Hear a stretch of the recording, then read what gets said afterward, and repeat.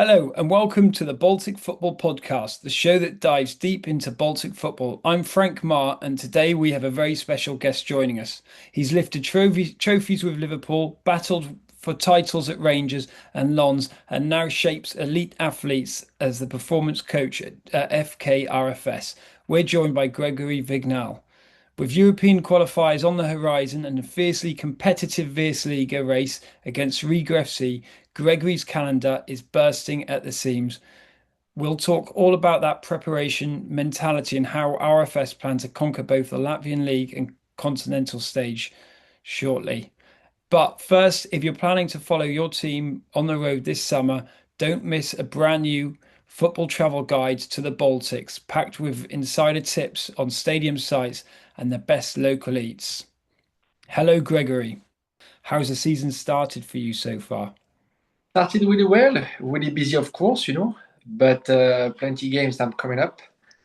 So it's always good to be busy, and playing games. So I really enjoyed. Awesome. And how long have you been in Latvia for now? Now since 5 months, 5.5. So yeah. And It's the time it goes like quickly. and you've lived in Glasgow before. Do you find the weather similar, or how would you compare the weather? Well, yes, I was coaching in Paris last year, Versailles Football Club as a manager. Of course, I'm still living in Glasgow, so maybe it's more rain in Glasgow, and I Yeah. would say more snow maybe in Riga. I don't know, but try to Yeah, compare. that's a fair comparison. I think in the UK you get a lot more rain, and because the temperatures are a little bit slightly lower, there's more snow here. I think I prefer snow to rain, but when there's a bit of rain, I get a bit nostalgic as well. Okay, so from the first months on the ground, where do you feel Latvian football and wider Baltic football, having just played against Latvia, where do you feel the biggest gaps technically and structurally are? And where do you see the fastest need for improvements when it comes to Latvian football and Baltic football? Look, to be honest with you, I've been really surprised because I see some really good players and really good structures also. So I think it was for me it's a good experience to come here because of the new style of play, new DNA, new culture, new football. And but since day one, I really enjoy because like I said, a good level. Of course, it's not England, it's not Premier League, but I think the way everybody's working in this country, it's really good. How would you compare that to, let's say, like being at Rangers in terms of the structure and style of play? And is it, do you find, was Scotland faster or was it a different approach or where? It's a different approach, maybe I would say physically. Of course, bigger stadium with Celtic and Rangers. Yeah.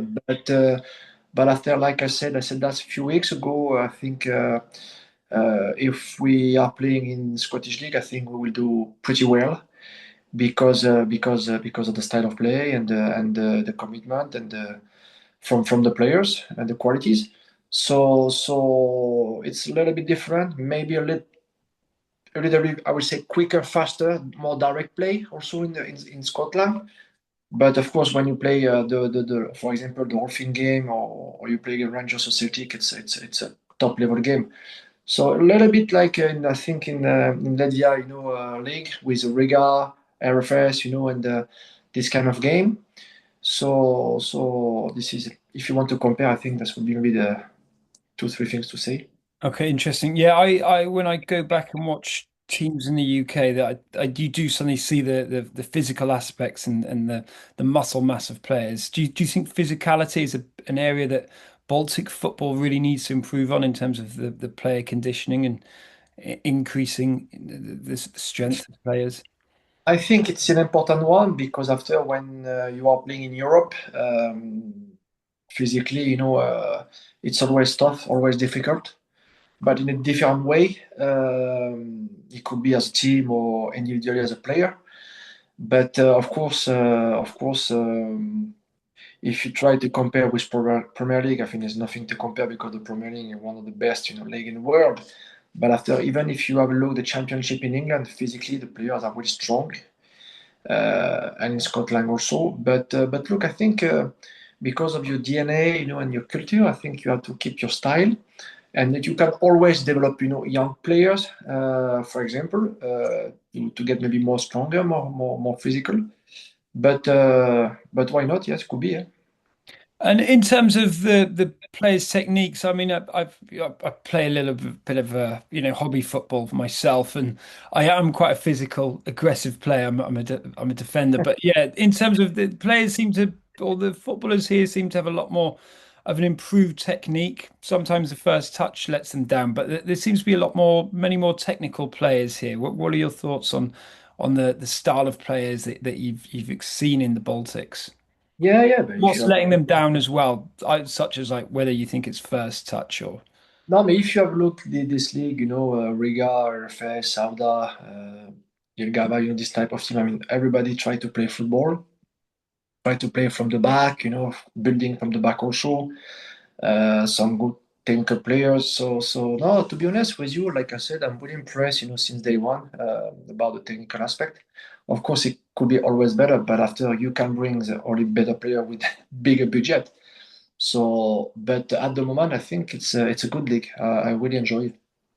so there's not the main aspect is speed and physicality. Technique wise, you think the players are as competitive as anyone, any mid sort of league, mid level league in Europe.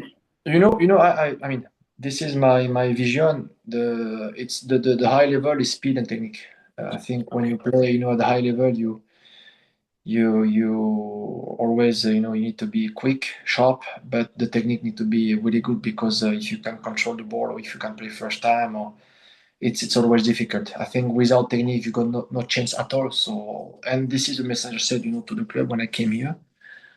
I spoke with Victor about this. I spoke with Alex, the president, the chairman, because uh, this is my vision, and if you have a look, for example, yesterday, for example, Chelsea versus Paris Saint-Germain, it's unbelievable the way Chelsea play first half in terms of physical aspect, pressing, high press, and the runs in behind, and playing forward, and the goal they score, and the first touch give you always the tempo.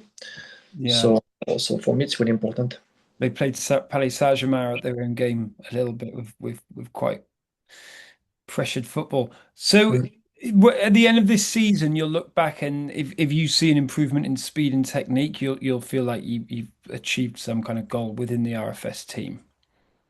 Yeah, every time I am on a pitch, first I try to be, of course, professional, but I am like this. I like to be at 100% on the pitch, and I think as a coach, when you've got this type of attitude on the pitch, you push your player, and they want to give you more. So every time when I'm doing a drill or an exercise, during the first team session or before or after, depends the program. Every time it's like I said to the players, it's speed and technique, but it's always 100%. You don't need to do like 20-25 minutes, in terms of volume. If you do 10 or 12, but it's like the right intensity, you know, with the right, habits and everything, I think it's perfect. So that's that. This is the way, I see the football.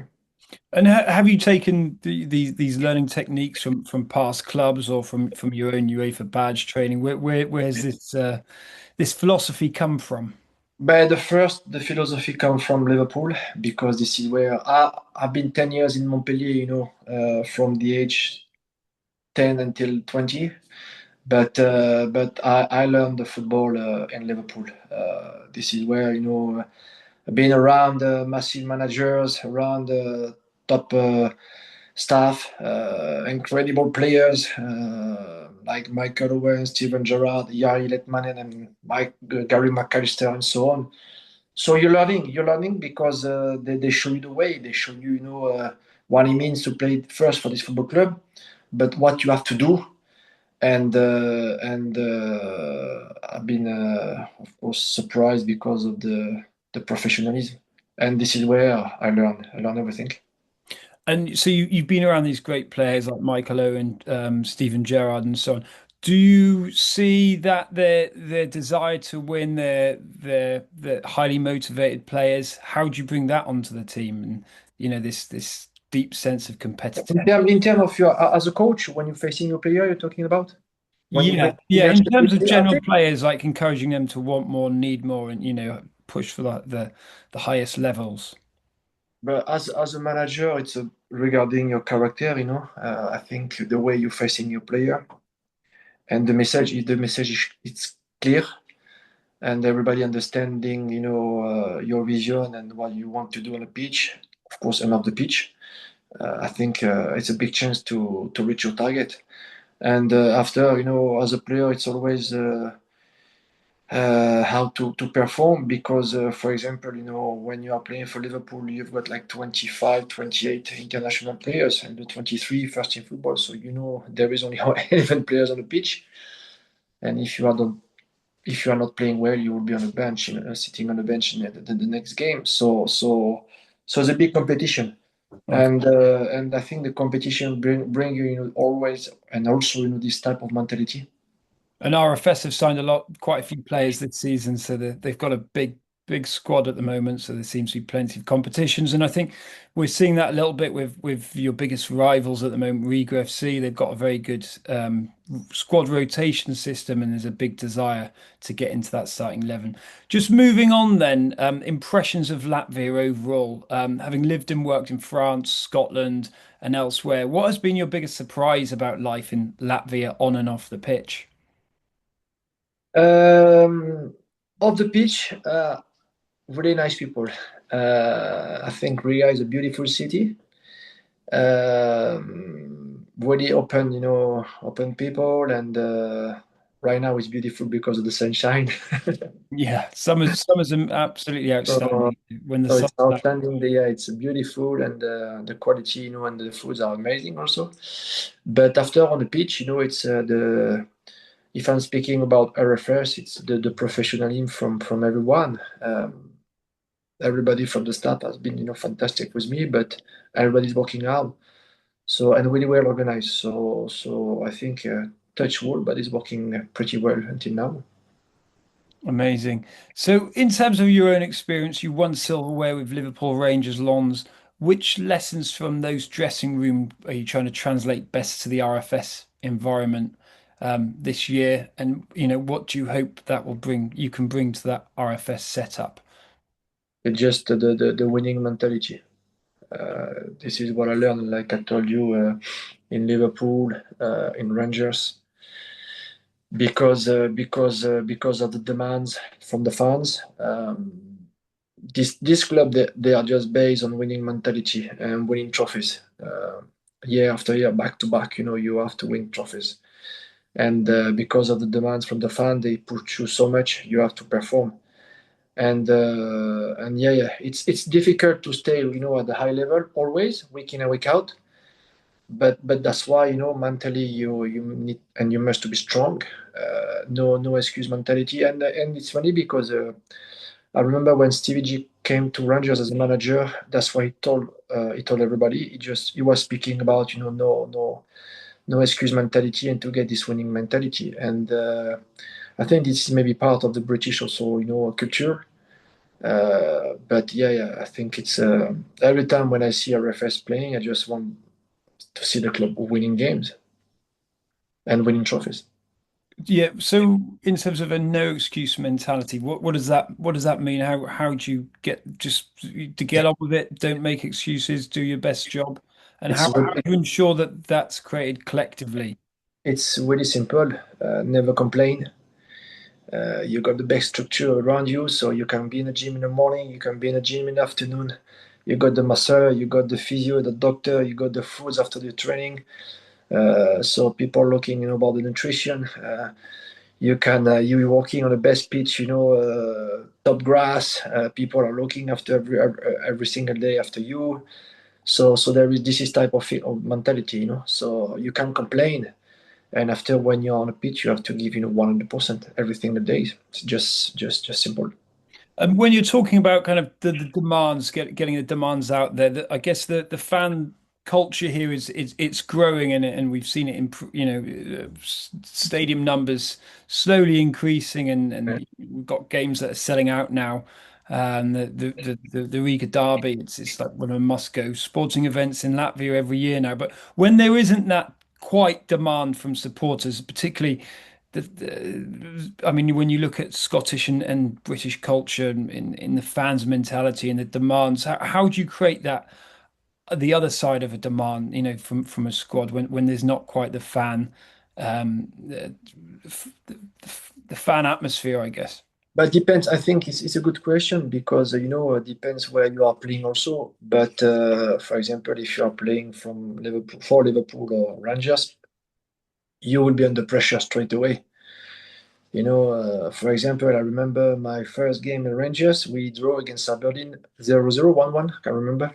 But on the next day on the newspaper, title over for Rangers after only one game, and we Yeah. won, and we won this title this year at the last minute, last game of the season. So, but you are under pressure straight away from the fans, and it's even more difficult because this is where you have to be strong mentally. Maybe here is a little bit easier because there is less pressure from the fans. And that's I mean, I've been really surprised to be honest with you since day one because when I see the environment, I said, "Oh, there is no pressure, from the fans." Like in England, not in a bad way, but because of the maybe of the history, and the way the football in Latvia now is starting to be bigger and bigger. If you try to compare with England or Scotland, for example, so it's that could be maybe something where it could be maybe a little bit, easier here. Yeah, I think it's improving, and from there's the when the national team is playing, there's the fans seem to be a lot more vocal, and they seem to apply a bit more pressure for changes to occur. But do you think the sports media, needs to put more pressure on everything going on with this? Yeah, I think that's part of the game, and because when you do these jobs, you will be under pressure, from the newspaper, from the TV, everything around, and that's part of the game. And if you can, handle this type of pressure, you cannot do the job. Same as a manager, and but I think it's good also to be under pressure because it gives you also the time to reflect and to say, okay, this is where I am, what I've done, and everything. What can I do to improve maybe my style of play, my sessions, the way I'm speaking to my players, to my staff, and the management style. So, and in the same opposite way, I mean, it's the same things for the players. I think it's always good to be under pressure because otherwise, if you are not under pressure, you can maybe, be more cool and say, okay, I just play my game. I've got my wages. It's okay. I won't be under pressure, and I am happy to be in Riga and so on, So, Yeah, no, I used to have a business mentor who said if you're feeling too comfortable, you should start to worry. So I think pressure is always important. Is that something you'd like to encourage the Riverside Lions to be a bit more vocal and to shout when the players yeah, aren't yeah, yeah. Why not? I making think passes? it will be good. Eh? Yeah, yeah, no, absolutely. Well, as long as they don't get too over the top, there's been some like the Millwall going to the Den. That's in Millwall. That's never too. It's a bit. It can be over the top sometimes with the Yeah. support. Players are too scared to take throw-ins and so on. So what do you expect to look different in RFS's playing style, daily training habits at the moment, and which youth players are you currently most excited about? What I changes are you think I, expecting? I think to be honest, right now, Victor is doing a good job, and right now, we are in a race for the title. We are playing the Champions League qualification run. We're still in the cup. Last year they have an unbelievable season. So I think he's got his pop style of play with his vision. So that's why for us as a staff, it's always important to respond, and to be next to him also every single day to help him and to help the players. But I think right now I think we are playing really well, And I am excited also to see a player like Lasha, because he's got really nice left-footed. He's a young player. He can play on the left, on the right as a winger. He's quick. He's good on the ball, and I think he will become top players. So I think we've been really lucky to get him. Yeah, the Georgian under 21, and you can see Correct. he's got hunger as well. You can see he wants to get on the ball, and he wants to just Mm. get balls into box and drive the ball forward. So it's always nice to see a player like that I on. think he could be the next big transfer from Latvia to Europe. Because from what I see, and he's left-footed also. So I told him you're lucky because you're born with a left foot, Yeah. and that's a big chance. But I think he will be the next. He could be the next big one transfer because Okay. if he carry on like this, I'm pretty sure the club will get Spanish, French, or Italian, or maybe English club, maybe knocking on the door for him. He's one of the talents in the Baltics right now, certainly. Yeah, yeah. RFS hired you to bridge first team performance and academy progression. What concrete initiatives are you planning within your role to achieve that? Well, my role it's of course to be part of the first team staff, but it's also to, like I said, to help Victor. Every single day when he's planning his session. It could be during the session or after the session. The way we are planning his vision. The way he see the day. Training. What he's looking for. But if we are talking about the talent development program, it's a club project. From the chairman, from the CEO, from Alex, they are looking to get the best young players at RFS and working also around the 4 or 5 aspects, technically, mentally, physically, uh, working with the video, and to help this young boy to become better, or the one who are not playing also with the first team so much week in and week out, how we can push them to become better, and of course to show to the coach, okay, look, I'm ready also. If there is something wrong, I am ready. And I think it's always important. For example, the last example I can give you to you, it's the way we prepare the first Champions League game. The team, on the Monday morning, they went to Estonia to prepare the game, and I stay, Monday morning and Tuesday morning before to flow over to go to the game. Victor asked me, to stay to do this with the, with the sports science to prepare, So we had a group of, for example, 12 players, including goalkeepers, and it was important for this group, for example, to work on a Monday and a Tuesday really hard to stay fit and to get like a proper session, and to that's allow Victor to travel, for example, to Estonia with his 20 players to prepare on the Monday night training session and to be ready for Tuesday night.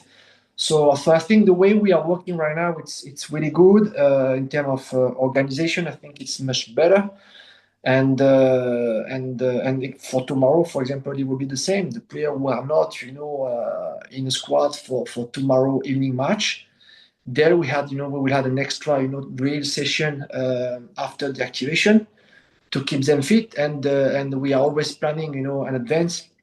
So I try to bring also, different ideas to support the club. Okay. So I guess consistency is a really important aspect of elite team football and teams that are challenging for cups and titles and to play in Europe. How occasionally there are dips in forms, and I'm sure you've seen it a lot in your career. RFS had a small dip in form this season. They have not had good derby results. How do you try and maintain consistency and stop these dips? What do you think the key tactic is for But it's dip in just form? first and foremost is to learn from your mistake when you are not winning a game. That's for sure. Have you done the right thing during the week or through the game since the first minute until the end, as a team, as a player? So it's really important. But it's always difficult because the season has been long last year also for RFS with the Europa League. It's like a short window in terms of holidays, and you go in, and you are like back to back, back again, and training again, playing again. So it's the demand are really really important in terms of energy. So sometimes you can be a little bit down, but you have to maintain. Of course, it's important to maintain. Your level week in and week out. But like it's a human. We are human being, the players. Yeah, we're humans. Is it down to the individuals and the selection? I mean, it's difficult. Occasionally, you get one. Everybody has their own lives, and I'm the same. Sometimes things are working better than other times, or sometimes you're more fired up and motivated. How do you maintain that constant Depends of the of depends of motivation? the depends of the context also. It's every games are different. Depends of your opponents also. Depends of your players and. So it's difficult, but at the end of the day, the responsibility will be for the team and the staff, everybody, because we are all together. So we cannot say, oh, it's your fault or my fault. I mean, you have to take responsibilities. A good But collective attitude. Okay, so sorry to interrupt. We're slowly running out of time. So just a no quick problem. final question, and then I've got five quick fire Okay. shot questions. So chasing Riga FC, it's one of the most exciting Vias Ligas for a long time, other than when Valmiera FC won the league last. From my perspective, Riga FC have edged the Vias Liga title race recently. What specific levers, whether it's recruitment, intensity, mentality, must RFS do to close that gap right now? What are your thoughts? How are you gonna beat Riga to the title this season? But to keep pushing every week to put Riga under pressure week in and week out to show we are just at the moment we are right behind you. But if we are keep winning games, and doing well until next derby, it will be, I think, top match to play, big game to play because it will be home. So I think it will be an exciting time. But just by to keep this mentality, winning, winning, winning. Okay, yeah, the mentality of champions. Yes, So right. quickly moving on then, final six final questions actually. Okay. Can you is the fastest way to answer? So the toughest striker you've ever marked and played against as a defender. Uh, Luis Figo, Okay. What was that game? Was that a European game? Liverpool, Real Madrid at Santiago Bernabeu. Did he score against you? He didn't score, but he was on fire. Single most memorable moment of your playing career? My first starting 11 game Anfield against West Ham. And that was a one, no, that was a Rangers 1-1. Do you recall that? What the score was? I think we won 4-0. I think. 0. Was Paulo Di Canio playing? Canute, Oh yeah, Canute, Defoe, French. Yeah. Lampard, good team, strong team. And Harry Redknapp was a manager, I remember. So Okay, yeah. Best manager you've worked under and one trait that you've taken from them. Gerard Houllier, What did you learn most from him? his management. He was a top manager, but not only on the pitch, but off the pitch. And he was my second dad until the last day of his life. So yeah, Uh, he played a big part in my life. so he was a man of detail, or just very good at managing Everything, everything. everything. That's why we won. We won so much trophies and the Gerard. Yeah, All of yeah, that. great manager. Favorite stadium you've set foot in?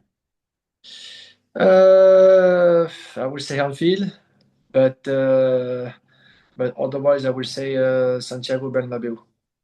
And how did you find Lavagne's stadium last? Good, no, it's a good stadium. But do you remember they played the? I think it was the Super Cup final in Yeah, 2019, I think, yeah, or 19 maybe. I can't remember exactly. But it was Madrid against Atletico. Nice stadium. great stadium. Best thing about Latvia so far, and what is your go-to dish? I would say I've got I like a coffee where I go to take my cappuccino and my French croissant. So I love this place and I really enjoy the town, the city. And any specific coffee shop? Have you got a go-to? I go to Milka or cappuccino, coffees. Oh yeah, that's great. They do a good croissant there. Yeah. Or mimosa, and yeah, I nice, thought nice. you'd be more Gascoigne bakery. There's a French chap that owns quite. He's got a few bakery and boulangerie Et boulangerie and bakery, yeah. Yeah. and finally, most talented player in the Versliga that's not in the RFS team. Ramirez, Okay, really, yeah. Our Riga I FC. go for him. Yeah.